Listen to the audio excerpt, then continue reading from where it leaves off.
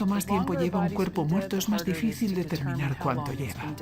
No sabemos quién es, ni sabemos por qué le mataron. Pero el cuerpo por sí solo cuenta una historia. Lo que sucedió antes de la muerte probablemente fue sexual.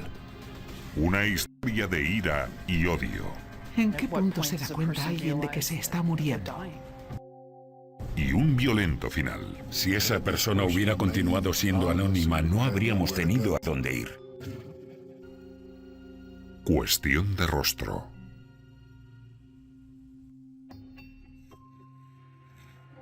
Una fría tarde de primavera del año 2004, Rayleigh Jacobs encontró lo que parecían ser huesos humanos en la parte posterior de la casa que había alquilado en Wilmington, Carolina del Norte.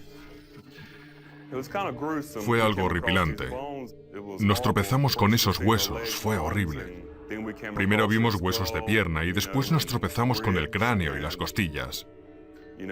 Y entonces nos dimos cuenta de que no eran falsos, que eran de verdad. Fue algo terrible. Llamó a las autoridades, que actuaron con rapidez para recoger los restos y cualquier posible prueba forense. Los huesos habían sido dispersados por los animales y quizá por la marea, porque aquello era un pantanal. Era un vertedero con mucha basura. La doctora Madori Albert, antropóloga, y su equipo de estudiantes voluntarios recuperaron unos 160 huesos, o el 80% del esqueleto. La víctima era una mujer caucásica de unos 30 años de edad, y a juzgar por la longitud de su fémur, con una estatura que rondaba el 1,60 m. El grado de descomposición indicaba que llevaba muerta aproximadamente 18 meses.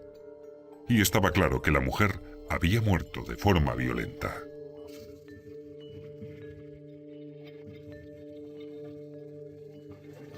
Cuando veo lesiones tan generalizadas como las de este caso en particular, me quedo perpleja ante lo que el individuo, la víctima, tuvo que sufrir mientras se le infligían dichas lesiones y el tiempo que pudo tardar la muerte en sobrevenir. La mujer tenía la nariz rota, costillas rotas, y había sido apuñalada numerosas veces con un objeto punzante en la parte inferior del abdomen. Aquello me indicaba que el individuo que se había dedicado a apuñalar, a mutilar a esa persona, le había apuñalado 50 veces. ¿En qué punto se dejan de sentir las puñaladas? El hecho de que no se encontrara ropa cerca de los restos era revelador. La desnudez podía indicar una determinada pauta de comportamiento que sugería que lo que sucedió antes de la muerte probablemente fue sexual. Fennell creía que era un signo claro de furia y un posible indicio de que el asesino conocía a la víctima.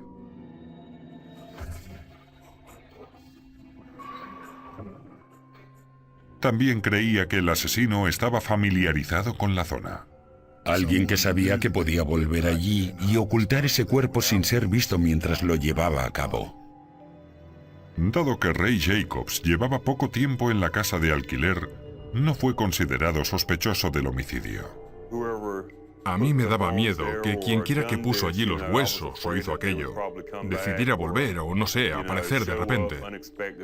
Y la verdad es que después de haber encontrado aquello, no sabía qué pensar. La primera prioridad era identificar a la víctima, una tarea que no iba a resultar sencilla. Según la Doe Network, una organización que rastrea el número de víctimas desconocidas, había 100 casos más relativos a víctimas sin identificar solo en Carolina del Norte. Los investigadores tenían la esperanza de que la antropología forense acotara la búsqueda. Obviamente, para realizar cualquier tipo de investigación hay que empezar por descubrir quién es esa persona. La víctima encontrada en el pantano de Carolina del Norte había sufrido una muerte violenta. Había sido golpeada, apuñalada, y su cuerpo desnudo abandonado en el pantano en el frío del invierno. Pero ¿quién era esa persona? Sus restos estaban dispuestos en el laboratorio y la veía todos los días. Entraba en el laboratorio, encendía la luz y trabajaba en otro caso, o hacíamos clase allí. Miraba hacia ella y a menudo me preguntaba cuánto se iba a tardar en identificarla. Los investigadores tenían la teoría de que el asesino era de la zona. Tenía que ser alguien familiarizado de alguna manera con ese pedazo concreto de tierra. Y si el asesino era de la zona, la víctima también podía serlo. Así que los investigadores buscaron en los informes de personas desaparecidas a mujeres caucásicas que hubieran vivido en un radio de 80 kilómetros y que hubieran desaparecido en los últimos 18 meses. La búsqueda arrojó un buen número de posibilidades, pero la más plausible era Scarlett Wood, de 31 años. No estaba casada y vivía en la casa familiar para poder cuidar a su madre, que sufría cáncer de hígado. La noche en que desapareció, había dicho a su madre que iba a una fiesta con amigos. Era enero y hacía frío. Me desperté con una sensación muy extraña, con una premonición, y le dije: oye, Scarlett, tengo el presentimiento de que va a suceder algo, e insistí: quédate aquí esta noche. Pero Scarlett nunca regresó. Ella siempre se portaba muy bien con ellos, en cuanto a que decía dónde iba, cuánto tardaría. Los investigadores esperaban comparar el odontograma de Scarlett con la víctima desconocida, pero su intento no tuvo éxito. Le habían hecho un odontograma hacía 10 años y no encontramos ningún dentista que guardase sus historiales tanto tiempo. Y en un principio, los científicos tampoco pudieron usar las pruebas de ADN. No podían obtener el ADN de los restos, de los huesos. Al parecer, los huesos estaban demasiado secos. Los investigadores se enfrentaban a una posibilidad muy real de que su víctima jamás llegase a ser identificada. Hasta que la doctora Madori Albert, antropóloga forense, tuvo una idea. Existe un procedimiento llamado superposición fotográfica o de vídeo de un cráneo, en el que se toma un cráneo real y se puede coger la fotografía de una persona y mezclar las dos imágenes. Y lo que solemos hacer entonces es buscar marcas anatómicas distintas y puntos de similitud. La mejor opción. Pidió a uno de sus colegas que improvisara. Acudí a Shane Baptista. Es un gurú de los ordenadores y está muy familiarizado con el software libre o software al alcance de todo el mundo con descarga gratuita. Baptista encontró un programa gratuito llamado GIMP, o Programa de Manipulación de Imagen GANU. Con GIMP se trabaja prácticamente elemento por elemento y es equivalente al Adobe Photoshop. Para ver si funcionaba, hizo un test forense, realizó una prueba forense sobre sí mismo. Me senté en una silla, instalé una webcam en un ordenador y tomé varias fotografías de mí mismo, tratando de darle siempre la misma orientación. Superpuso su foto a una calavera de plástico. Separó las dos imágenes formando cuadrantes y buscó coincidencias en ambas imágenes. Tal como esperaba, no había ninguna. Lo que logré obtener fue una imagen siniestra que me mostró que aquella no era mi calavera, cosa que obviamente sabíamos. Baptista pasó entonces a la prueba definitiva. Sobre la calavera de la víctima de asesinato se superpusieron fotos de Scarlett Wood. Las similitudes resultaron de inmediato evidentes. Cuando empecé a manipular las imágenes de Scarlett Wood, todo encajó bastante rápido. Y fue la facilidad de esa coincidencia lo que me dio desde un principio la confianza de que íbamos por el buen camino. Nunca es irrebatible al 100%, pero fue fantástico porque las características anatómicas eran muy coincidentes. Parecía posible que la víctima fuera Scarlett Wood, aunque los investigadores no estaban totalmente seguros. Pero al menos Tenían algo por donde empezar.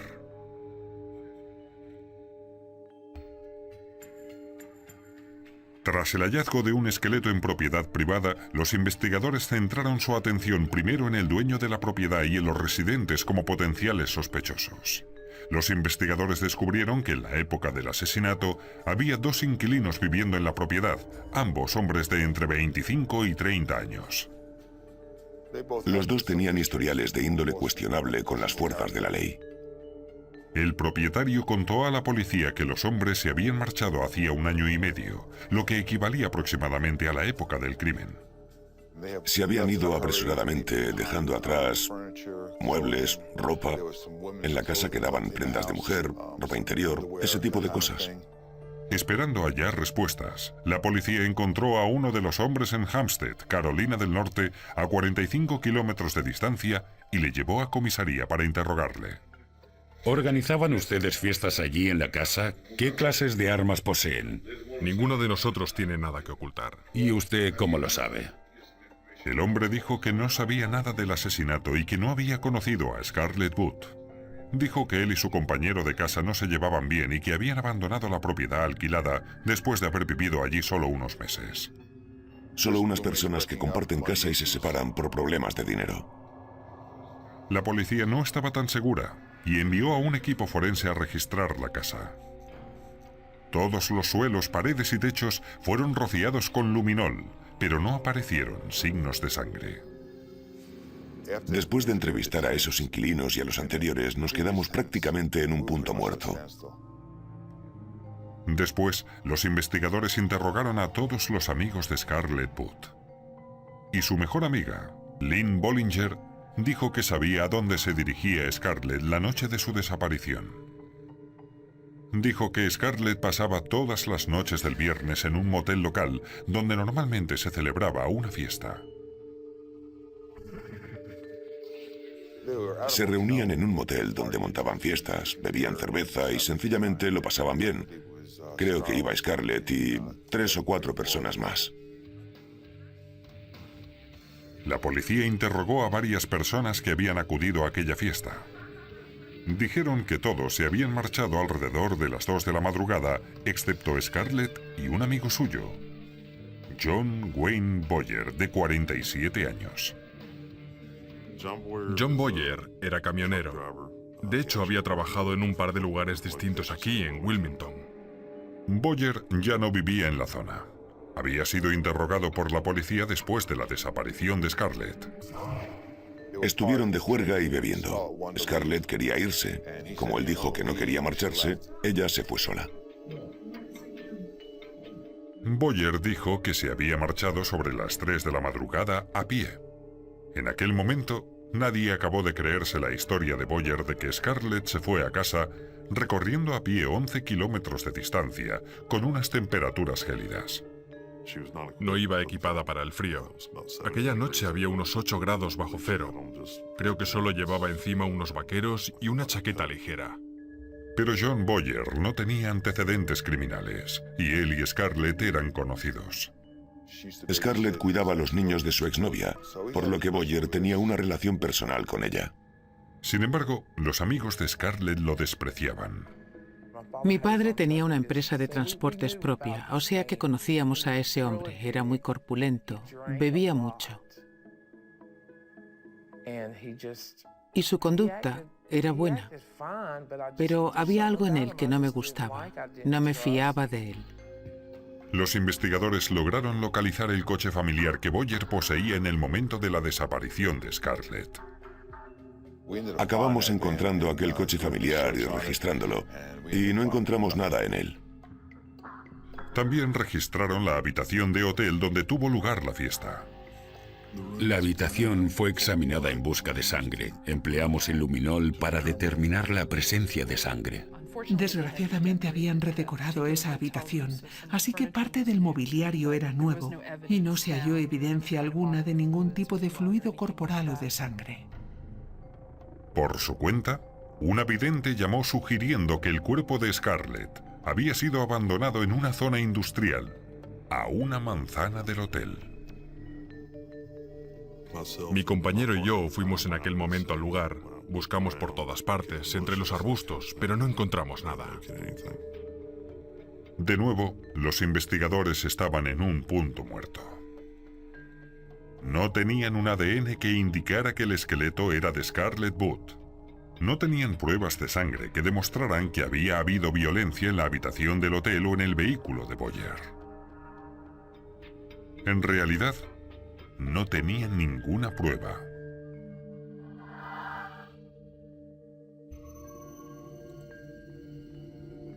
Por medio de una técnica llamada superposición fotográfica facial, una antropóloga forense hizo un hallazgo preliminar que era que el esqueleto sin identificar pertenecía a Scarlett Booth, de 31 años. Pero era una identificación que no tendría validez ante un tribunal. Los investigadores habían enviado los restos a un laboratorio forense externo con la esperanza de obtener un perfil de ADN. Pero por razones que nadie acaba de entender, el laboratorio no tuvo éxito. Sin el ADN jamás podríamos llegar a saber con certeza quién era nuestra víctima. No sé muy bien por qué, pero no consiguieron obtener el ADN de los huesos. Y nos avisaron como 1 año y medio después de que no podían conseguirlo, que no podían encontrar el ADN. Parecía que no se obtenía ningún resultado del análisis y después de haber pasado el primer año, estábamos bastante preocupados y bastante molestos por el tema. Negándose a rendirse, los investigadores enviaron el esqueleto a un laboratorio privado en Pensilvania para contar con una segunda opinión. Allí, los científicos probaron perforando un diente y encontraron el suficiente tejido dental para generar un perfil de ADN. En 3 semanas nos proporcionaron una identificación concluyente. E indagando más, el sargento John Leonard descubrió que Scarlett Booth había sido operada de un dedo justo antes de su desaparición y que se había realizado una biopsia. Me habían dicho que la ley dictaba que había que guardar esas cosas durante 7 años. Hablé con el médico que realizó la intervención a Scarlett y él me aconsejó que acudiera al lugar en el que conservaban todas las muestras de las biopsias y pude conseguirla. Y lo increíble fue que el análisis del ADN de aquella muestra de biopsia coincidió con el perfil de ADN del diente de la víctima. Fue la mejor noticia que había oído en mucho tiempo. Era la tan esperada conclusión de un misterio y de una muerte muy trágica. Cuando llegó el resultado del ADN y tuvimos confirmación de que la víctima era Scarlett Booth y que John Boyer era la última persona que fue vista con ella, acabamos yendo a Augusta, Georgia, para interrogar a John Boyer. Al principio, Boyer repitió lo que había relatado a los investigadores varios años antes, que Scarlett se impacientó esperando que él la llevara a casa en coche y decidió regresar a pie, abandonando la habitación del motel alrededor de las 3 de la madrugada. El sargento Leonard no lo creyó. Llevamos hablando con usted desde las 10 de la mañana y solo dice mentiras. Y ahora tengo el cuerpo, ¿de acuerdo? Por lo tanto, podré saber si me está mintiendo. Bien. De acuerdo. Y con eso, la versión cambió. Fue entonces cuando me dijo que él quería sexo con ella. Ella estuvo de acuerdo, pero él no pudo cumplir. Tuvimos un poco de sexo, un poquito, lo intentamos. Ella se cabreó porque no podía seguir su ritmo. Me dijo, oh, no, eres más que un viejo. Ella le despreció porque no había sido capaz de cumplir. Y él acabó empujándola. Ella no sangraba, eso lo sé. ¿No sangraba? No, no sangraba. ¿Usted la empujó y se golpeó con la mesita de noche? Sí.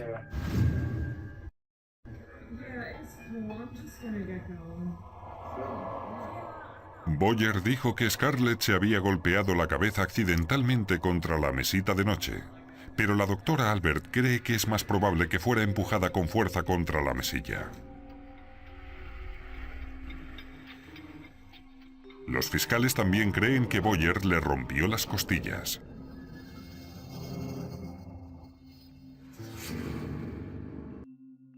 Como era tarde, Boyer consiguió trasladar el cuerpo de Scarlett hasta su vehículo sin que nadie se diera cuenta.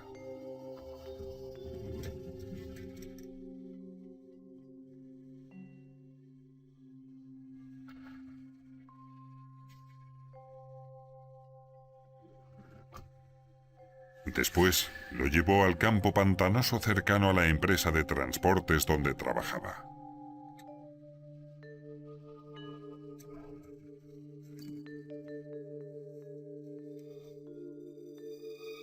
Las pruebas muestran que empleó algún tipo de objeto punzante y la apuñaló repetidas veces, llegando incluso a mutilarla.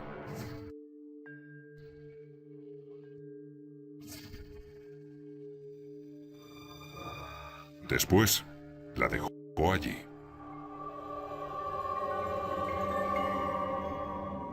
Aprendí mucho gracias a su esqueleto. Después de muerta ha hecho una importante contribución.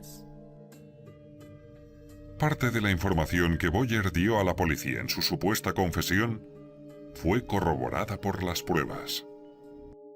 Y me asusté. Y la recogí, la cargué sobre mi hombro, la metí en mi coche y la dejé en el bosque. ¿Y se da cuenta de que esta versión es distinta a la que nos ha dado hace 10 minutos? Lo sé. ¿Muy distinta a la que nos contó hace 3 horas? Pero no todo lo que dijo era verdad. No sangraba, eso lo sé. ¿No sangraba? No, no sangraba. En abril de 2007, John Boyer se declaró culpable del cargo de asesinato en segundo grado y fue condenado a 12 años de cárcel.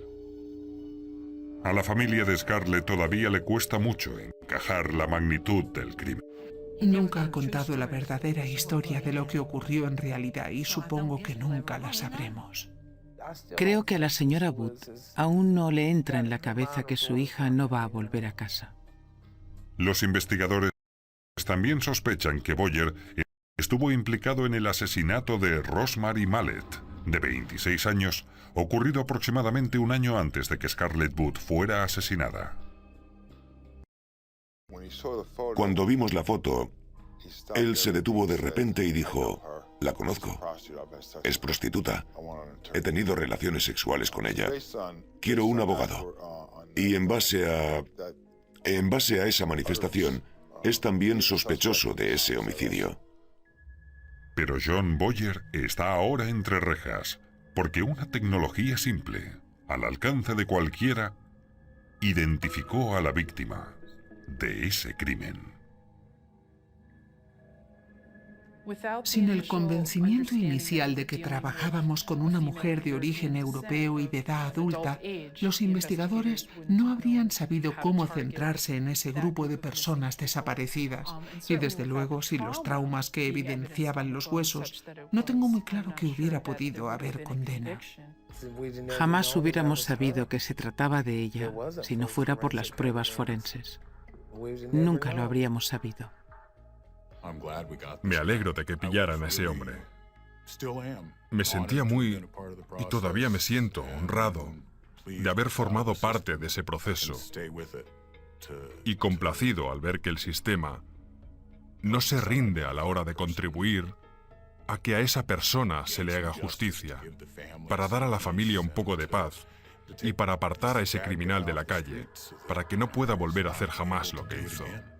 Gracias por ver nuestro contenido, suscríbete al canal y te obsequio un link con películas y series, ilimitadas cualquiera sea su género. Déjame un comentario indicando tu nombre.